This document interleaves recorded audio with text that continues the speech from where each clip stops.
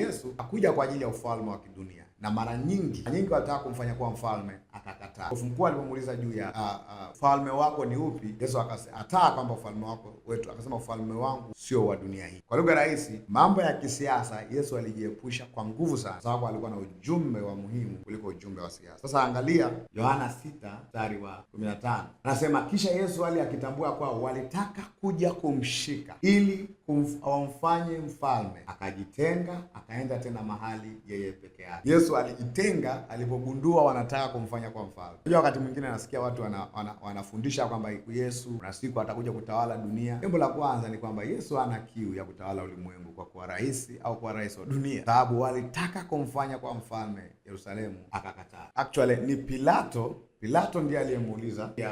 Pilato akamuuliza kwenye Yohana 18 mstari wa 35, akajibu, ama ni Myahudi mimi? 35, taifa lako na wakuu wako na wa makuhani ndio wamekuleta kwangu, umefanya.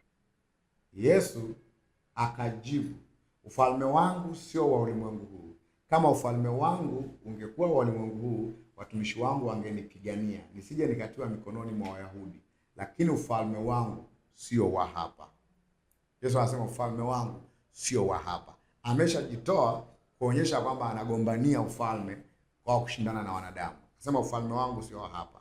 Kwa aliwaambia mkahubiri habari za ufalme wa Mungu, ambao ni habari za yeye kufa, kupata mateso na kuingia katika utukufu wake na matokeo ya ufalme wake. Kwa unaweza ukafikiri wanafunzi hawa walielewa kile ambacho Yesu amefanya. Ameambia mtakuwa mashahidi kwenye mstari wa 8 kwenye Luka Matendo ya Mitume pale 1, mtakuwa mashahidi wa mateso na kufa na kufuka kwangu. Anasema huo ndio mtindo wangu wa kueneza ufalme wangu, ni habari za kufa na kufufuka kwake, which is wanafunzi hawa walipata shida kabisa kuelewa. Unaona kabisa walikuwa wanateseka mara nyingi sana.